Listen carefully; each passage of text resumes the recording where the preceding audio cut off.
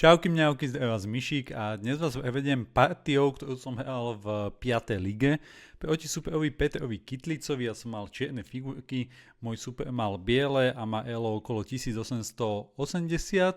No a po dlhom čase sa mi podarilo teda opäť vo vážnej partii vyhrať a pomerne to bola taká zaujímavá partia, tak poďme sa rovno na to pozrieť. Biely zahral E4, ja som si povedal, že vyskúšam hrať túto sicilskú obranu, nakoľko ju síce často nehrávam, ale vlastne chcel som túto partiu hrať samozrejme na výhru, tak ako všetky možné. No dobre, stalo sa D4, zobral som jazdec na F3, napadol, jazdec na C6, hop, pokryl, zobral, D6, teraz prišlo teraz LS na C4, napadol na F7, ja som dal F6, teda vývin, napadol som pešiaka, výmena. No a v tejto chvíli teda zahral ťah, ktorý trošku, keď ho potiahol, tak ma ako keby zamrazilo, ale potom teda som rýchlo došiel na to, že to asi nebude úplne najlepšie. E5. E5 aj teda počítač ukazuje, že sú tu dva otázniky, a to z jednoduchého dôvodu ukážem. Ak by som to bezhlavo vyhodil, tak vlastne príde Sf7 šach, ja musím vyhodiť toho strelca, pretože po tomto stĺpci tým kráľom nemôžem ako keby odísť a keď ho vezmem, tak vlastne prichádzam o dámu. Inak pekné partie mám aj na YouTubeovom kanáli, vlastne Magnus Carlsen aj toto E5 v takých rôznych variáciách, takže preto ako prvé mi to tak napadlo, že do keľu, či som ja nepadol teraz do nejakej pasce, lebo proste vlastne, ak by som to nemohol nejakým spôsobom normálne pokračovať, tak vlastne, že kam ako keby ustupovať s tým koňom, že či naspäť, lebo dojde nejaké E6 a tak ďalej a toto sa ako keby úplne mi nechcelo hrať. No ale pomerne rýchlo som našiel ťah dáma A5, je to vlastne šach, s napadnutím pešiaka na E5 a hovorím si, že toto môže byť OK, som zvedavý, že čo bude mať teda Peťo na mňa nachystané a prišlo teda ďalšie gambitové, že B4. No a tu som stal pred voľbou, samozrejme, že či zobrať pešiaka na B4 alebo na E5. Na B4 by to malo výhodu tu, že dávam šach, ešte aj tomu kráľovi, on by musel zahrať nejaké jazdec na D2, aby kryl toho strelca, ktorý bude napadnutý, ale po vyhodení na B4 sa mi nepáčilo to, že vlastne tu sa zaktivizuje po jazdec na D2 a hneď väža B1 napadne mi tú dámu a bude tu získavať nejaké takéto v odzovkách lacné tempa. Naopak, po dáma na E5 šach, čo som aj zahral, jednak napadám tú väžu, jednak beriem centrálneho pešiaka, to znamená, že vlastne centrum je v tejto chvíli pre mňa ako keby vyčistené a samozrejme, kto ovláda centrum, tak má vždycky ako keby veľkú výhodu a zároveň vlastne to B4 teraz môže byť pre toho bieleho aj také oslabenie, lebo vlastne tí pešiaci sú teraz takí ako keby nie sú v jednej línii ako povedzme na tom kráľovskom krídle, takže vlastne tu vznikajú také okienka. No a tu si hovorím, že tak toto bude zaujímavá partia. Zahral teraz strelec na E3 a visí tá väža, ale nezobral som ju a poviem aj prečo som ju nezobral aj do budúcna, prečo ju vlastne nevezmem. Ak by som ju hneď teraz v tejto chvíli zobral, tak vlastne príde strelec na D4 a tá dáma je tu chytená, takže toto sa mi vôbec do toho nechcelo ísť. No a samozrejme, že som teda rozmýšľal, že ako ďalej pokračovať, lebo mám pešiaka navyše, mám teda aj centrum, ale čo je trošku problém je tá dáma, ktorá je tu taká ako keby exponovaná a už mi v hlave vlastne sa premietali nejaké scenáre, že aby som náhodou o ňu nedošiel, takže vždycky som sa snažil sledovať nejaké ústupové pole, že kade môžem ustúpiť, kade nie. Ale povedal som si, že budem to hrať na aktivitu, takže strelec na G4, napadol som dámu a to z jednoduchého dôvodu, že vlastne je to vývin figury, je to aktívny ťah, teda že napadám tú dámu a nemôžem ma odtiaľ hlavne nejak jednoducho vyhodiť nejakým F3, lebo vlastne by tu na E3 hrozilo vyhodenie strelca so šachom. Takže je to taká nepríjemná situácia pre toho bieleho, on ustúpil s dámou na C1, no a teraz vlastne opäť išlo, teda nie opäť, ale teraz naozaj išlo tú väžu vyhodiť, pretože strelec D4 už nie je, nakoľko ten strelec nie je krytý a tým pádom vlastne by som ho mohol hneď vyhodiť. No a po zobratí by tá partia mohla pokračovať napríklad rošáda, dáma na E5 a tak ďalej. A mal by som síce väžu viacej, ale priznám sa, že bol som taký, že tá dáma vlastne nemá moc ako keby nejakých veľa ústupových polí a bol som z toho vlastne taký zneistený. Takže nemal som takú istú pôdu pod nohami a plus ešte ten kráľ vlastne tu tak stojí divne, že vlastne nevie hneď robiť malú ošádu, veľkú samozrejme nechce a ozia tu veci ako neviem B5 a SB5 a nejaké takéto šachy a vlastne zrazu ten čierny má zbytočné problémy. Takže ja som si povedal, že nebudem brať tú väžu a potom keď sme aj analyzovali tú partiu, tak vlastne môj super mi povedal, že áno, že ty si to hral vlastne tak veľmi pevne, že nikde som nevedel uplatniť nejaký, nazvime to, že náskok vo vývine a to bolo aj môjim zámerom. Zahral som dáma na E4, napadol som strelca, napadol som pešiaka s tým, že teda potom napadám aj tú väžu, rozbijam zároveň ošádu. Ja mám pešiaka viacej a plus tá dáma teda odtiaľ to získava prípadne nejaké ďalšie miesta ústupu. Ak by sa elec zústupil, tak už môžem zobrať na B4 so šachom a dáma vie ustupovať ďalej a tak ďalej a tak ďalej. Takže preto dáma na E4. Išla teda kombinácia, s ktorou som počítal a v zásade mi nevadí,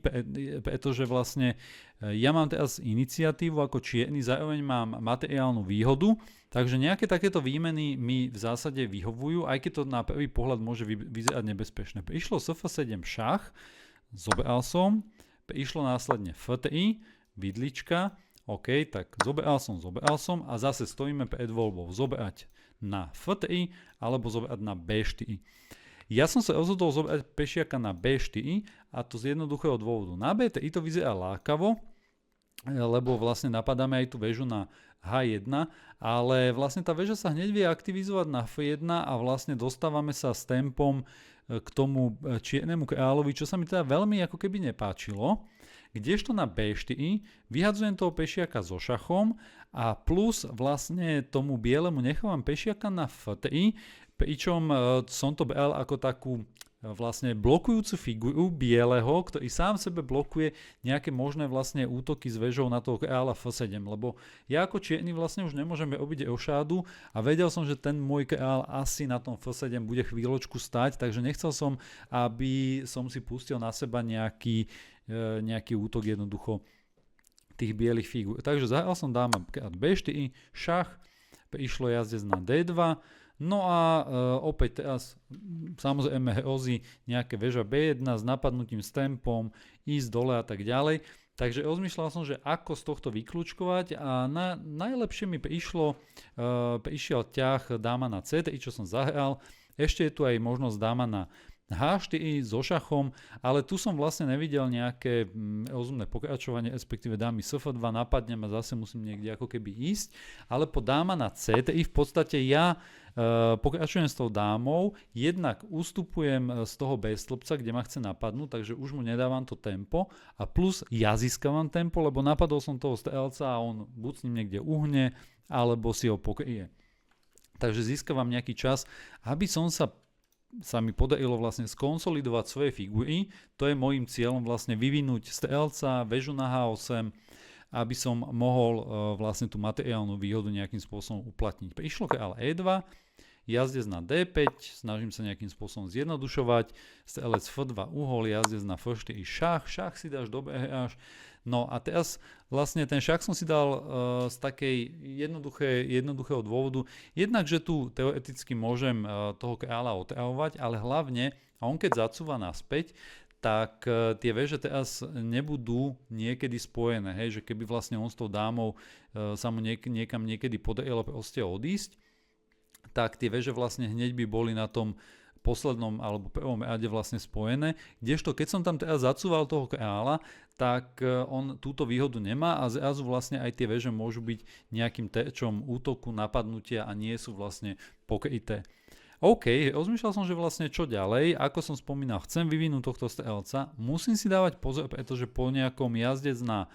E4 budem mať napadnutú dámu a zároveň aj toho jazdca. Takže takýmto veciam sa potrebujem ako keby vyvarovať a preto som zahral G5. G5, keď idem toho jazdca a vytváram vlastne miesto pre STLC na túto dlhú diagonálu, otvorenú, krásne a plus zároveň teda keď dám STLC na G7, tak spojím svoje veže. Jednoduchá myšlienka, išlo väža na B1, SG7, väža na B3, teda napadol tú dámu, dáma na A5, aby odtiaľ to jednoducho sa vedela niekam dostať, kam len bude potrebovať. Išlo jazdec na E4, teraz hrozí mi šach na G5, ale tu som si vlastne dal taký ako keby medzišach, dáma na D5 šach. A to z viacerých dôvodov. Jednak tú dámu chcem dať bližšie ku kráľovi kvôli nejakej možnej budúcej obrane. Po druhé, tá dáma sa odtiaľto nenápadne pozerá na tú väžu na H1, to znamená, ak jazdec niekedy odskočí, tak vlastne hneď môžem dať nejaký šach na F3. Ešte samozrejme je to kryté väžou, ale vytváram si takéto nejaké možnosti. Zároveň nemôžem ma predkryť väžou a napadnúť ma s tempom, lebo to políčko D3 je kryté jazdcom. Takže chcel som ho dať do takej situácie alebo otázky, že vlastne čo bude robiť s tým šachom, lebo samozrejme, ak by zacúval tým jazdcom naspäť, tak ja budem spokojný, lebo jeho figurky idú dozadu, moje dopredu. Ak ustúpi kráľom, mi to v zásade nevadí, toho kráľa si v zásade iba nejak zhoršuje, zároveň mi tu vytvára možnosti nejakých šachov cez G2. No a on teda išiel na to tak, že zahral dáma na D2 a dáva možnosť na výmenu dám.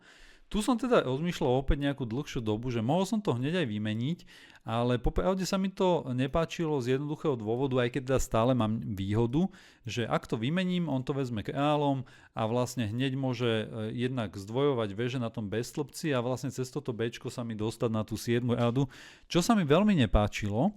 No a tak som si povedal, že ja tú dámu tu môžem nechať stáť. Tá dáma jeho aj tak nemôže odísť, lebo vlastne je vo väzbe a ak mi niekedy vyhodí dámu na D5, tak má možnosť to jednak zobrať jazdcom, keby som si nechcel rozbiť pešiakov, alebo dokonca aj pešiakom, čo som potom neskôršie uvažoval, že vlastne zobrať to tým pešiakom, ja mám viacej pešiakov, ale vlastne budem mať také masívne pešiakové centrum, s ktorým sa viem potom ako keby hýbať dopredu a zároveň vlastne obmedzovať tie bieleho figúry. Takže som si povedal, že dámu tam nechám a idem sa skôr sústrediť na vývin alebo do vývin tých svojich figúr. Zahral som ešte H6, aby teda po výmene, ak to vezmem, ja neviem, pešiakom, tak mi nedošiel tento šach na G5 od jazdca. Išlo väža na B7, teda hneď sa snaží samozrejme hľadať nejaké aktívne ťahy, plus teda pozor, je napadnutý pešiak na A7, čo som samozrejme videl, ale tu som nejak tak tušil, že treba hrať na iné veci ako len na pešiaka, lebo aj ja môžem zobrať povedzme pešiaka na A2, čo som aj chvíľku rozmýšľal, ale to som si povedal, že to je blbosť. Pokračujem v pláne aktivizácia figúr a hlavne teraz pozor, hrozí tu taký nepríjemný šach na E5, teda v tejto chvíli to nie je žiadna vidlička, ale jazdec na E5 hrozí, ukážem príklad, ak by som napríklad išiel, dobre, skúsim taký naozaj, že hlúpy ťah, že sem a teraz mi dá, že šach a pozor, ja keď to vezmem dámou, on to vezme tiež dámou, ja to nemôžem brať, lebo je to vo väzbe, takže dosť nepríjemná situácia, do ktorej sa nechcem dostať, takže po väža na B7 som zahral LS na E5, jednak idem toho pešiaka, jednak idem toho jazdca, že keby ho niekedy chcel brať, tak ho vlastne môžem vyhodiť so strelcom a tým pádom si nerozbijem svojich pešiakov a veže ešte stále teda zostávajú na svojich miestach a rozmyslím sa, že či s ňou pôjdem povedzme na to B8 alebo niekam inde. No a on teda teraz tak povediac dal všetko, že all in, zahral C4, čo je taký jedovatý ťah, pretože jeho plán je jednoducho presadiť sa na tom poli D6 s nejakými šachmi a hrať na tú väzbu a je to aj také logické vyústenie tej partie, lebo vlastne ten biely nemal počas celej partie žiadnu nejakú iniciatívu, takže snaží sa ju hľadať aj za cenu nejakých povedzme mojich pochybení. No a tu som teda rozmýšľal, že či vymeniť dámu, čo by bolo asi tiež OK, ale už zase, hej, že ten čierny má nejakú pomyselnú aktivitu, budem sa musieť proti tomu nejak brániť, ale počítal som a teda ak som vychádzal z toho, že jeho plán je zobrať na tom D6,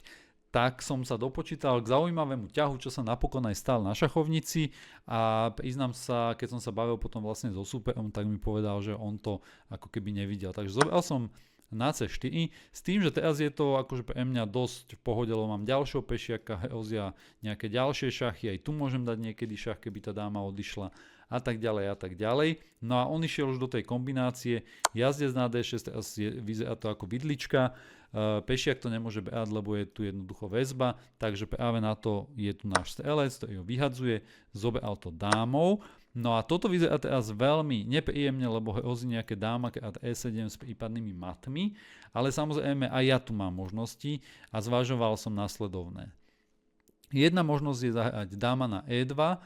čo by tiež vlastne bolo v poriadku, pretože môžeme si ukázať kooperatívny variant šach, má jediné pole ústupy. Tu som zvažoval teda napríklad nejaké väža AB8, lebo teraz vlastne ten pešiak je krytý, ale toto sa mi, akože je to vyhraté, ale nejak sa mi to jednoducho nepozdávalo. Potom ďalšia možnosť bola po dáma na D6, čo som zvažoval, tak akože veľmi, veľmi easy to bola, že napríklad dať nejaký šach a on keď ma vyhodí, ja ho vyhodím, on teraz mu visí vlastne túto strelec. Musíme dávať pozor, lebo ak by náhodou ma zobral, tak to je zase chyba, lebo vezmem a dávam takúto vidličku. Takže tuto je to také ošemetné, ale mohlo by to zobrať napríklad väžou alebo teda toho strelca si niekde zaktivizuje a ešte stále by sa hralo, aj keby som mal teda o dvoch pešiakov viacej. Takže ja som si povedal, že zahrám to vlastne, nechcem povedať, že je jednoducho, ale to, čo som videl, tak mi to prišlo úplne dostatočné a to je, že som aktivizoval konečne tú väžu a dal som vlastne takúto väzbu. Jediné, čo som si teda sa musel uistiť, a čo je na tomto ťahu také akože nepríjemné, je vlastne, že na tom E7 dostanete vlastne šach, ale toho sa netreba báť, lebo šach sa zahral, ústupil som kráľ G8 a v tejto chvíli vlastne ten biely nemá žiaden šach, pretože tá dáma sa nemôže hýbať kvôli tej väzbe, no a tu sa v tejto chvíli vzdáva, pretože za chvíľu jednoducho príde mat. A ak by dokonca zahral aj väža na D7, čo som teda nejakým spôsobom počítal, tak tu teraz vychádza napríklad takéto niečo ako šach, kráľ na C1, väža D7, dáma na D7 a môžem zahrať aj povedzme väža na B8 a s ďalším nejakým matom, alebo môžem zahrať aj takýto, že šach a keby jednoducho ustúpil, tak príde jednoducho mat, alebo keby to zobral dámou, no tak vezmem dámu a toto tiež veľmi rýchlo vyhrám s nejakým matom. Takto skončila teda partia po dáme to naspäť, väža D7, LG8 to bol posledný ťah, sa vzdal. No a veľmi teda taká zaujímavá partia, ani jeden sme vlastne nespravili rošádu, mali sme takých vyťahnutých kráľov, ale čo vám chcem teda povedať je, že ťah E5, ktorý sa stal, je to taký jedovatý ťah za bieleho, sú na to gambity, ale to poučenie možno, ktoré by som z toho spravil je, že vlastne v tejto chvíli to nebolo korektné, napriek tomu ma to dosť vystrašilo a čo vám chcem povedať je, že ak sa vám niečo podobné stane, tak nepanikáte, premyslite si, prepočítajte a v úplne najhoršom scenári sa jednoducho ako keby zmierte s nejakým povedzme ústupom, hodzaj keby som mal ísť, ja neviem, na G8, tak tam ustúpim a síce stojím ako keby, alebo že je to ako keby horší ťah, ale sami vidíte, že je to nejakých plus 0,68, čo je v podstate nič a môžem povedzme hrať nejaké D5 a tak ďalej, ale jednoducho nepodľahnite panike, nepodľahnite hlavne hneď tomu, že super si nevšimol BM pešiaka, pretože prídete o dámu. Ďakujem vám za pozornosť, teším sa na ďalšie partie. Čauky mňauky, zdraví vás Mišík.